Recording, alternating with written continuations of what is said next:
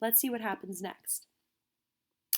Stanley Yelnats was the only passenger on the bus, not counting the driver or the guard. The guard sat next to the driver with his seat turned around facing Stanley. A rifle, that's a type of gun, lay across his lap. Stanley was sitting about 10 rows back, handcuffed to his armrest. His backpack lay on the seat next to him. It contained his toothbrush, toothpaste, and a box of stationery his mother had given him. He'd promised to write her at least once a week. He looked out the window. Although there wasn't much to see, mostly fields of hay and cotton, he was on a long bus ride to nowhere. The bus wasn't air conditioned, and the hot, heavy air was almost as stifling as the handcuffs. Stifling means that it's like overwhelming you and holding you down. Stanley and his parents had tried to pretend that he was just going away to camp for a while, just like rich kids do. When Stanley was younger, he used to play with stuffed animals and pretend the animals were at camp. Camp Fun and Games, he called it. Sometimes he'd have them play soccer with a marble. Other times, they'd run at an obstacle course or go bungee jumping off a table, tied to broken rubber bands.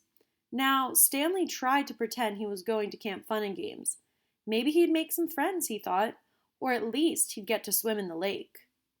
Remember yesterday we learned what ironic means. It's really ironic that he thinks he's going to go swim in a lake because we know that there's no lake at Camp Green Lake. He didn't have any friends at home. He was overweight, and the kids at his middle school often teased him about his size. Even his teachers sometimes made cruel comments without realizing it. On his last day of school, his math teacher, Mrs. Bell, taught ratios. As an example, she chose the heaviest kid in the class and the lightest kid in the class and had them weigh themselves. Stanley weighed 3 times as much as the other boy. Mrs. Bell wrote the ratio on the board, 3-1, unaware of how much embarrassment she had caused for both of them. Stanley was arrested later that day.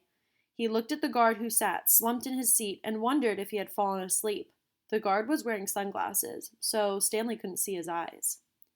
Stanley was not a bad kid. He was innocent of the crime for which he was convicted. When somebody's innocent, that means that they didn't commit whatever the crime is. He'd just been in the wrong place at the wrong time. It was all because of his no-good, dirty, rotten, pig-stealing great-great-grandfather. He smiled. It was a family joke. Whenever anything went wrong, they always blamed Stanley's no-good, dirty, rotten, pig-stealing great-great-grandfather. Supposedly, he had a great-great-grandfather who had stolen a pig from a one-legged gypsy. Gypsy is a group of people. And she put a curse on him and all his descendants. Stanley and his parents didn't believe in curses, of course, but whenever anything went wrong, it felt good to be able to blame someone. Things went wrong a lot. They always seemed to be in the wrong place at the wrong time. He looked out the window at the vast emptiness. He watched the rise and fall of a telephone wire. In the middle, he could hear his father's gruff voice softly singing to him.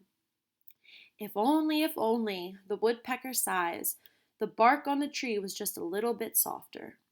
While the wolf waits below, hungry and lonely, he cries to the moon, moon, moon. If only, if only. It was a song his father used to sing to him. The melody was sweet and sad, but Stanley's favorite part was when his father would howl on the word moon. The bus hit a small bump, and the guard sat up, instantly alert. Stanley's father was an inventor. To be a successful inventor, you need 3 things: intelligence, perseverance, and just a little bit of luck. Stanley's father was smart and had a lot of perseverance. Once he started a project, he would work on it for years, often going days without sleep. He just never had any luck. Every time an experiment failed, Stanley could hear him cursing his dirty, rotten, pig-stealing great-great-grandfather. Stanley's father was also named Stanley Yelnats. Stanley's father's full name was Stanley Yelnats III. Our Stanley is Stanley Yelnats IV. Everyone in our family had always liked the fact that Stanley Yelnats was spelled the same frontward and backward, so they kept naming their son Stanley. Stanley was an only child, as was every other Stanley Yelnats before him. What he means is that this name Stanley is Yelnats spelled backwards. Stanley. So if you were to flip around these letters, it makes Stanley. So they think that's a cool name. All of them had something else in common. Despite their awful luck, they always remained hopeful. As Stanley's father liked to say, I learned from failure. But perhaps that was part of the curse as well. If Stanley and his father weren't always hopeful, then it wouldn't hurt so much every time their hopes were crushed. Not even Stanley Yelnats has been a failure.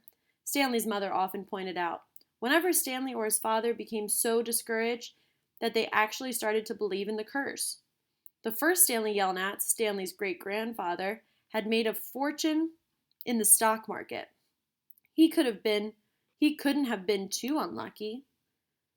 At such times, she neglected to mention the bad luck that befell the first Stanley Yelnats. He lost his entire fortune when he was moving from New York to California. His stagecoach was robbed by the outlaw, Kissin' Kate Barlow. If it weren't for that, Stanley's family would have now been living in a mansion on a beach in California. Instead, they were crammed in a tiny apartment that smelled of burning rubber and foot odor. If only, if only. The apartment smelled that way, the way it did, because Stanley's father was trying to invent a way to recycle old sneakers. The first person who finds a use for old sneakers, he said, will be a very rich man. If you think about it, when people finish wearing their shoes, either they give them to somebody else or they just throw them away. So he's trying to make money off of old shoes. It was the latest project that led to Stanley's arrest. The bus ride became increasingly bumpy because the road was no longer paved. Actually, Stanley had been impressed when he first found out that his great-grandfather was robbed by Kissin' Kate Barlow. True, he would have preferred living on a beach in California, but it was still kind of cool to have someone in your family robbed by a famous outlaw. Kate Barlow didn't actually kiss Stanley's great-grandfather. That would have been really cool, but she only kissed the men she killed. Instead, she robbed him and left him stranded in the middle of the desert. He was lucky to have survived, Stanley's mother was quick to point out. The bus was slowing down. The guard grunted as he stretched his arms. Welcome to Camp Green Lake, said the driver. Stanley looked out the dirty window. He couldn't see a lake, and hardly anything was green. So in Chapter 3, we learned that Stanley believes that his family is cursed because many bad things have happened to them. Sometimes they believe in the curse, and sometimes they just think it's silly. Chapter 4. Stanley felt somewhat dazed as the guard unlocked his handcuffs and led him off the bus. He'd been on the bus for over 8 hours. Be careful, the bus driver said as Stanley walked down the steps. Stanley wasn't sure if the bus driver meant for him to be careful going down the steps or if he was telling him to be careful at Camp Green Lake. Thanks for the ride, he said. His mouth was dry and his throat hurt. He stepped onto the hard, dry dirt. There was a band of sweat around his wrist where the handcuffs had been. The land was barren and desolate. He could see a few rundown buildings and some tents. Farther away, there was a cabin beneath two tall trees. Those 2 trees were the only plant life he could see. There weren't even weeds. That means everything else is like desert dirt. The guard led Stanley to a small building. A sign on the front said, "You're entering Camp Green Lake Juvenile Correctional Facility." Next to it was another sign, which declared that it was a violation of the Texas Penal Code to bring guns, explosives, weapons, drugs, or alcohol onto the premises. As Stanley read the sign, he couldn't help but think, well, duh. The guard led Stanley into the building, where he felt the welcome relief of air conditioning. A man was sitting with his feet up on a desk. He turned his head when Stanley and the guard entered, but otherwise didn't move. Even though he was inside, he wore sunglasses and a cowboy hat. He also held a can of soda, and the sight of it made Stanley even more aware of his own thirst. He waited while the bus guard gave the man some papers to sign. "There's a lot of sunflower seeds," the bus guard said. Stanley noticed a burlap sack filled were the sunflower seeds on the floor next to the desk. "I quit smoking last month," said the man in the cowboy hat. He had a tattoo of a rattlesnake on his arm, and he signed his name. The snake's rattle seemed to wiggle. "I used to smoke a pack a day. Now I eat a sack of these every week." The guard laughed. There must have been a small refrigerator behind the desk because the man in the cowboy hat had produced 2 more cans of soda.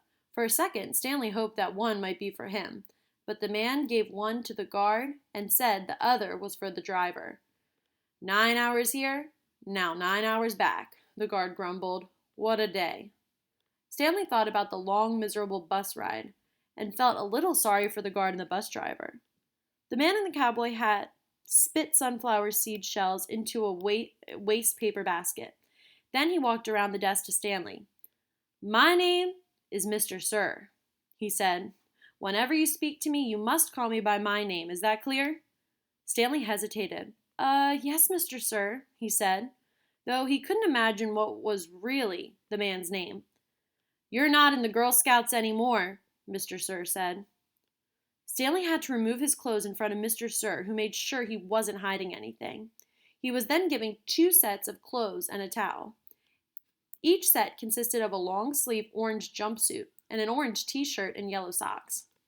Stanley wasn't sure if the socks had been yellow originally. He was also given white sneakers, an orange cap, and a canteen made of heavy plastic, which unfortunately was empty. The cap had a piece of cloth sewn on the back of it for neck protection. Stanley got dressed. The clothes smelled like soap. Mr. Sir told him he should wear 1 set to work and 1 set for relaxation. Laundry was done every 3 days. On that day, his work clothes would be washed, then the other set would become his work clothes, and he would get clean clothes to wear while resting. "You are to dig 1 hole each day, including Saturdays and Sundays. Each hole must be 5 feet deep, 5 feet across in every direction. Your shovel is your measuring stick. Breakfast is served at 4:30. Stanley must have looked surprised because Mr. Sir went on to explain that they started early to avoid the hottest part of the day.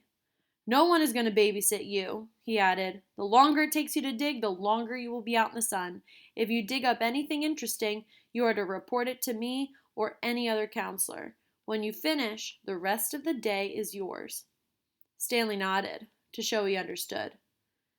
"This isn't Girl Scout camp," said Mr. Sir.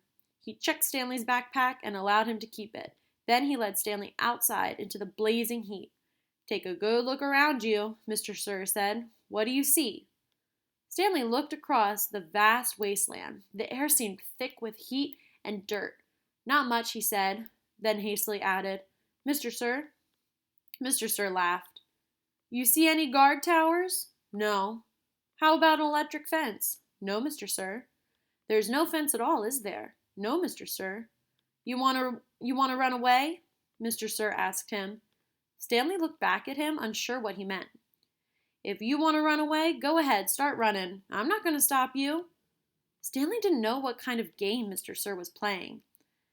"I see you're looking at my gun.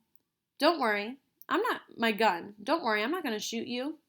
He tapped his holster. "This is for yellow-spotted lizards. I wouldn't waste a bullet on you." "I'm not going to run away," Stanley said. "Good thinking," said Mr. Sir. "Nobody runs away from here. We don't need a fence. Know why? Because we've got the only water for 100 miles. You want to run away? You'll be buzzard food in 3 days." Stanley could see some kids dressed in orange and carrying shovels, dragging them toward the tents. "You thirsty?" asked Mr. Sir.